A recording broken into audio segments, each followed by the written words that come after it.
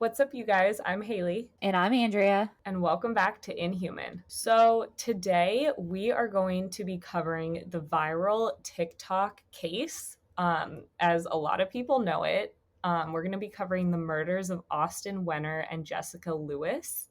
We're kind of staying on the social media theme because the last case I did was like dubbed the Snapchat murders by a Yeah. lot of people. So we're Yeah. staying on this little social media train. But this was a case that went viral because something was found in a TikTok video, and that's what went viral. So I'm gonna talk about it and explain what happened, and it's a lot. It's a lot. It is. It's a doozy. Yeah, it's a doozy, but this is probably gonna be like overall once the case like once you get into it, it is like the case is solved really quick, but it's all the lead up that's so crazy. So, Yeah. and before we get into it, I want to mention Kendall Ray on YouTube covered this case, and she was so helpful in like the outline and some of the details that I kind of wasn't sure about because I was seeing details in multiple places that were a little bit different, and she did a really good job putting it together. So I just wanted to like shout that out because she was like a big source that I used, and she also has a whole bunch of other cases on her YouTube channel, so it was really awesome, and she had Okay. cute dogs in her videos, so That's always a plus. yeah. So before we get into the actual true crime part of the case, you need to understand what randonauting is. And let me tell you, it is a doozy. Yeah. It's It's crazy. It's stupid. It sounds really stupid too. At least the parts of yeah. it that I've heard about it. Although now that I've like read about it, I want to do it. So I might be trying it this weekend and seeing where we get. You'll Okay. see. Just don't You'll see. just be careful. Tell Oh me, yeah. turn your what were we saying, Oh, location on. Let me know location. where you're at. Yeah. Yeah. Okay, so there's an app called Randonautica, and before I knew about this case, I had not heard anything about it. Like, I'm on TikTok all the time, and I still hadn't heard about it, but apparently it became a TikTok trend. And I don't even think I like remember it being a TikTok trend. Like, I really don't remember it, and like I'm on TikTok a lot, so you know. Yeah. I had heard of it in one other situation, and it wasn't through TikTok, but it reminded me of like this movie. There was a movie that was kind of like that where people would like we don't Oh, explain it, but yeah, it I don't know if right. you've seen it, Huh. but it's kind of Yeah, like I that. can't think of anything. But yeah, it like people were talking about how big it was on TikTok, and it seemed like it was really big when I was reading articles about it, but I don't remember it. But also there's like a million sides of TikTok, so you never I know know. what That's you're gonna true. get. So I looked on the Apple App Store first just to like try to get an understanding, and it is advertised on there as the first ever quantumly generated adventure game that takes you on a journey of true randomness. It's an adventure, all right. Yeah. Yeah, it's like a choose your own adventure. Basically, it's an app that takes you on adventures when you're bored. But the best way to describe it, I'm just going to read this like description of it because this is just like it makes my head spin. This app provides you with totally random coordinates within a set radius. You then choose if you'd like to adventure to the point. It's been said by the Randonaut community that breaking out of what's called your probability tunnel can bring about serendipitous experiences and provide great fun while journeying into the world around you.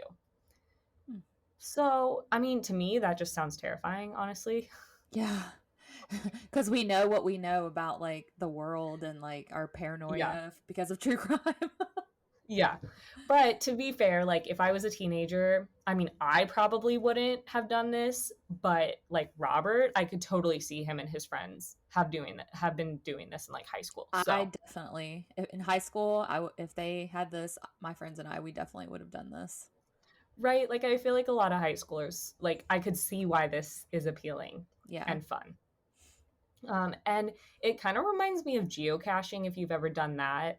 But instead of searching for actual like treasures or a hunt items to find, you're basically looking for something you've manifested. And manifestation is like a big part of this. And let me say, like, I totally believe in manifestation. And the like power of it, and like I think it's totally a real thing and can lead to some really great outcomes, but it's kind of crazy that they turned it into an app Yeah. almost. So the app has you set an intention, and this can be anything from getting answers to like a big problem or seeing paranormal activity or anything. You have an intention. And then once you set your intention, the app will give you basically a random set of coordinates within a radius that you set to go find whatever you're searching for. And um, there are definitely success, quote unquote, success stories. So I'm going to tell you about a few that I found because I was like, I need to figure out like what types of things people are finding. Keep in mind, these are all from like Reddit or TikTok, like people experiencing it. So, you know, Not super reliable they're talking sources. about it. Yeah. Yeah, they could be embellishing or completely faking it, but a bunch did have like photos or videos with it. So, you know, take it with a grain of salt, but some of them were kind of weird. The first one I read when I was researching this, I was like, yeah, okay, sure. A man had set his intention of finding a dog and he found a stray dog, which, like, okay, there are like dogs that are, there are stray dogs, depending on where you live, there are stray dogs around. And this time you were like paying attention. So, of course, you're going to see a dog and find a dog. Right. Um, so I was kind of like, okay, nah, Yeah. not so sure. But then I kept reading more stories, and some were very creepy. One girl asked to find something mystical, and she like was thinking about fairies, and the app led her to a fairy statue. So like that's kind of weird. Hmm. Um, One man that he said he was like very skeptical, his intention was treasure, and he found a very rare Luna moth laying on the ground near the coordinates he was given. And this is like a beautiful white moth that like it's very rare to see one. So I thought that was, you know, that's treasure. That's interesting.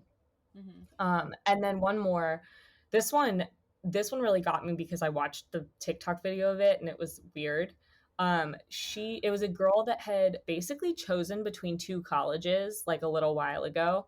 You know, making your college decision. And even though she had made the decision, she was like still kind of unsure and like uneasy about it.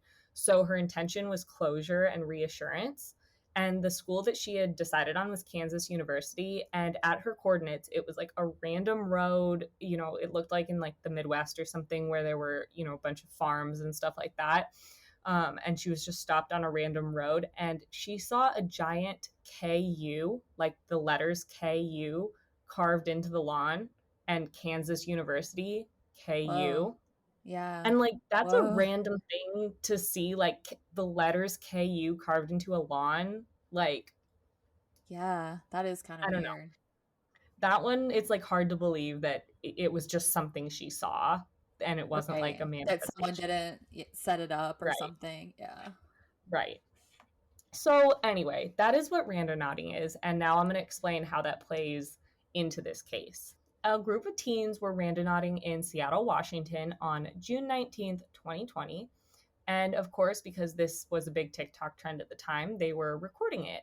And I've decided not to share the username of the person who posted the video, mostly because they've gotten a lot of backlash for it. And like, I just don't want to share it. Um, and I'm going to talk about the backlash later. But if you really want to, you can find it online. Like, it's up there, but I'm just not going to share it here.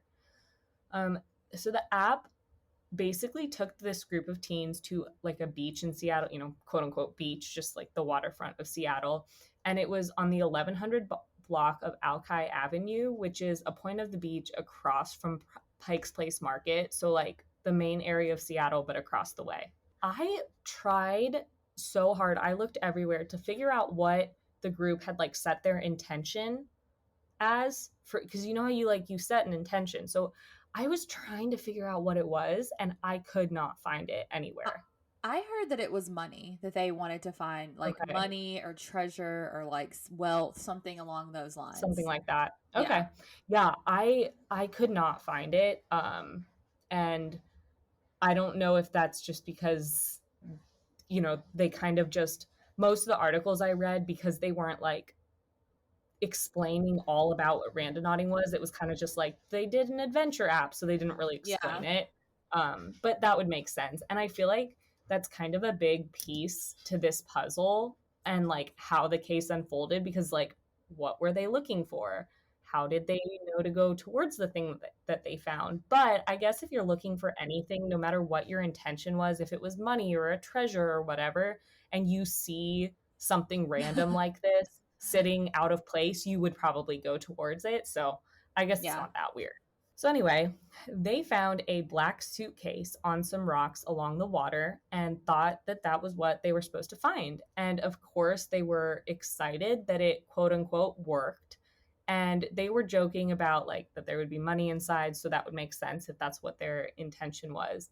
But of course, this is a true crime podcast. So we all know that it was not money inside. Mm. When they opened it up, they immediately noticed an extremely foul smell and they had a bad feeling.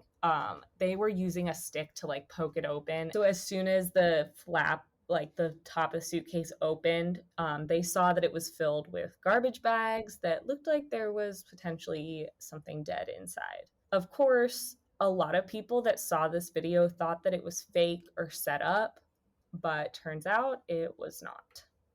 So once this group of teens saw the garbage bags, they stopped messing with it immediately and called the police, which like props to them because I feel like some teens like wouldn't have done that. I mean, I think because of the foul smell that probably helped, but like if it Right. didn't smell bad, they probably would have tried to open it up and that wouldn't have been good. So, Ugh. Yeah. props to them for at least, they called the police and did the right thing by they stopped touching it and everything. The police actually took a few hours to get there, and they've been like majorly criticized for this. But honestly, to be fair, like they're in a big, busy city, and they had these teens calling saying that they found a suitcase washed up. And it wasn't even clear if they said that they thought there was a body in it. Like I think that they just said they found this like suitcase, maybe that it smelled bad, but there wasn't like a big urgency to go look at a suitcase and they didn't even know if it was true. So I'm guessing that they like got there as fast as they could, but it wasn't like, "Oh my god, I just found a dead body, you need to come right now," because they didn't Right. know, technically they still didn't know what was inside. And I mean, at least they did show up and didn't just completely write them off. And they eventually did show up and they, blocked off the scene and went down to open the suitcase. When they opened the suitcase and the garbage bags inside, they found two sets of human remains. So, the reason that I said earlier that the person who posted the video got a lot of backlash was because one, he actually posted it, and two, he didn't remove it at the family's request. Yeah. And this was actually like everything happened the day before the video was posted. So that means by the time he posted it, he knew that there were Full human well. remains in there and that Yep. somebody had died. It's not like as he was waiting for the police, he posted the video and didn't really know what it was going to be. Like that, I could see like, okay, you posted it, but then you should take it down. But he knew that He there knew were what he was human remains doing. found. Yeah. Yeah.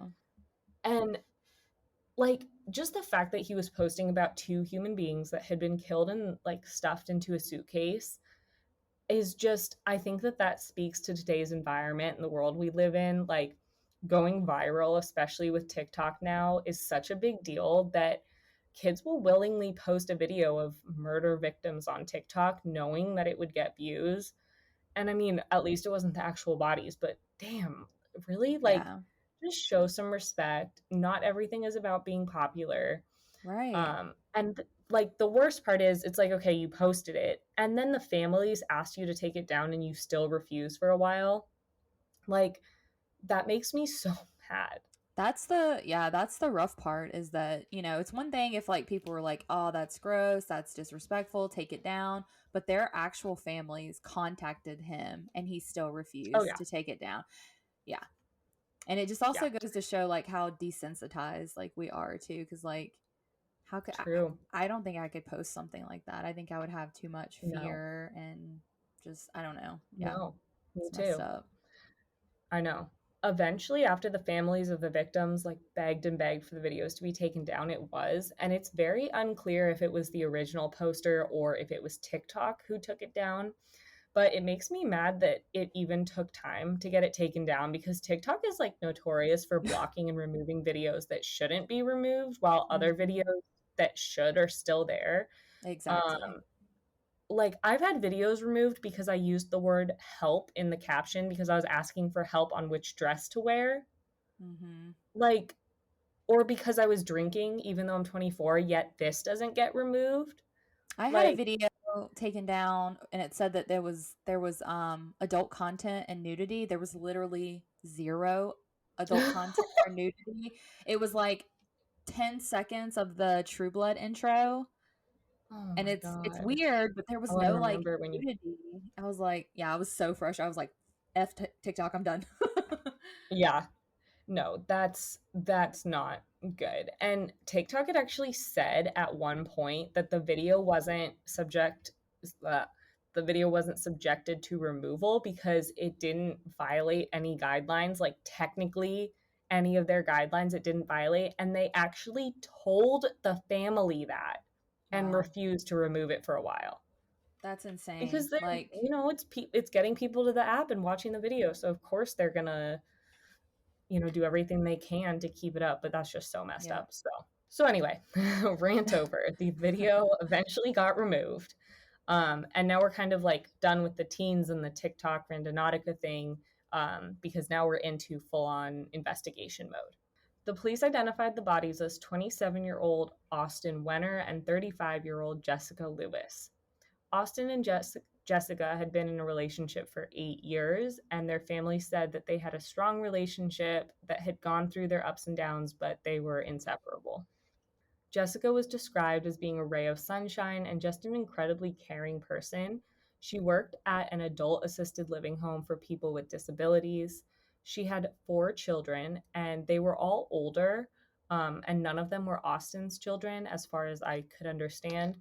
So they were all like high school, middle school age, or maybe a little bit younger, but old enough to know what was going on.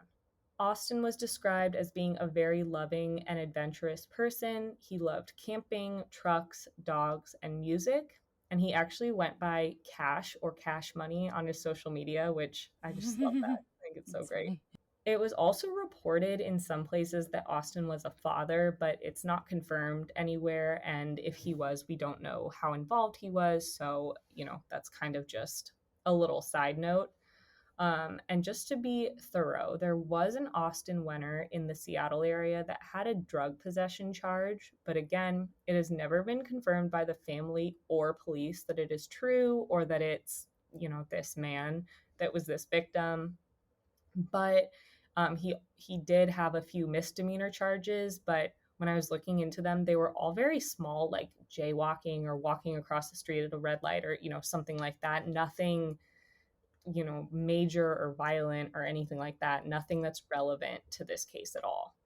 Both Austin and Jessica were killed by gunshot wounds, and they had been dismembered before being put into the suitcase, which you probably could have figured out because it's a suitcase, but still, it wasn't that big of a suitcase. Like, I was trying to avoid seeing the video and photos, but it was near impossible when looking up articles about this case. Mhm. It was not a very big suitcase. From one source, I found that the medical examiner said that they had been shot about 10 days before they were found, but many other sources said they died just a few days before they were found. And I think that's the part that was true, but this does come into play later, so just keep that in mind. Jessica was shot 7 times, and Austin was only shot once. So to me, that really does feel like it was like a targeted murder of Jessica, and Austin was killed like just because he was there, kind of just a casualty of what happened. But that was kind of just initial thoughts that a lot of people had. And as you'll see as we go into it, it doesn't really seem like that's what happened. Right. So, as investigators started looking into their deaths, they thought that it was odd how not hidden the bodies were. Like, yes, they were in trash bags in a suitcase, but it's not like they were buried or, sent out in the middle of the lake. Like, they were found in a pretty high traffic area. And some people speculated that maybe the killer actually wanted the bodies to be found. Again, don't know if that's true, but that was Right. just another thing that investigators thought was odd. Of course, police started by looking into both the teens who found the bodies and the creators of the Randonautica app, especially because the Randonautica app is so like people are like, is it set up? Is it somehow Yeah. created? Like, so they were really looking into that. But after talking with like the app developers and everybody, they ruled that out pretty quickly and ruled out the teens really quickly as well. Thankfully, after that, the police were able to find the suspected killer not too long after. Jessica and Austin were renting a house from a man named Michael Lee Dudley, who was 62 years old, and he was from Burien, Washington. I probably should have looked up how to say that, but Jessica and Austin were paying $1,500 a month, and apparently they had kind of been struggling to pay rent, which, like, understandable. You know, Jessica had 4 kids, Austin may have had a kid, plus they have to support themselves in an expensive city. So, you know, Yeah, that's pretty expensive. They were renting a room, right, from him? yeah, they were renting a room in a house. And also, this was in 2020. So, like, I don't know if I know Jessica was still Oh, working. I don't know what Austin did for work. So, you know, true. who knows? They may have been hard struggling with money or, you know, even just having to pay for more childcare and stuff like that if their kids weren't in school. Like, you know, who knows? But they had been struggling to pay rent. Neighbors actually heard an argument from inside their place on the evening of June 9th, where Dudley was telling the couple that they needed to move out. And according to a Medium article, quote, the neighbors say they heard a male voice pleading, just let me leave, please don't do this. And shortly after, they heard gunshots. And that argument was 10 days before the body was found. So that's where that timeline comes in from the medical examiner. And I'm not sure why it got changed from a few days before to 10 days and if it had to do with this fight. But from the research that I did, I think that it was more likely that it was a few days before. So it would have been, you know, probably about a week after this argument. But, you know, the gunshots being heard doesn't necessarily mean that it happened right then because a lot of things can sound like gunshots. So, Yeah, but there was definitely an argument and they were definitely arguing about paying the rent and Dudley wanted them to move out. yeah.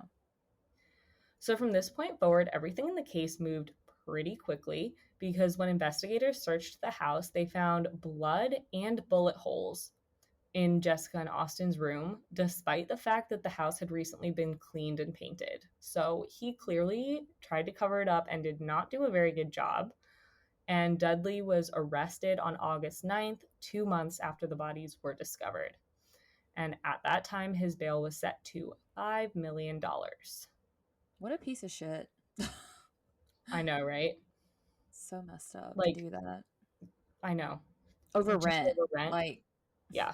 yeah. So it's still unclear what exactly happened. We don't have an actual motive or an actual timeline. We don't know if the two were reported missing before they were found. And there also haven't been any other suspects named, but it is something that investigators are looking into, like if Dudley had any help. And I think a lot of people believe he did have some help. We do know that Dudley had a rough past. An ex girlfriend that was with him from 2012 to 2016 said that he was very smart, well connected, and had been abusive to her in the past.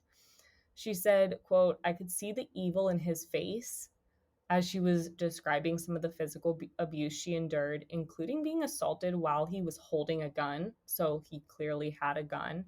And he was actually arrested in 2016 for assault, but was, you know, eventually let out and who knows. In March 2021, Dudley was denied a bail reduction, which his attorneys tried to get him since he had been sitting in jail for 6 months while the state of Washington still had yet to complete evidence discovery.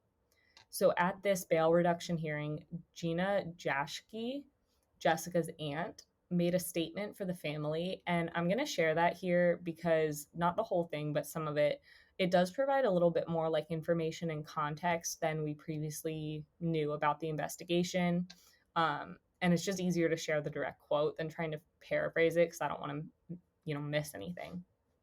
So she said in this statement, quote, medical examiners concluded that more than one person had helped assist the disposal of my niece and her boyfriend. To date, nobody else has been charged except Mike Dudley. The week he was arrested, somebody contacted me. They were crying and absolutely petrified that Mike Dudley was going to get out of jail and come kill them. I convinced them to contact the detectives on the case. So, Mike Dudley's affluent family has already tried to sell his house as an undisclosed location where less than 4 months prior the scene of was the scene of these horrific murders to help him Wow. make bail.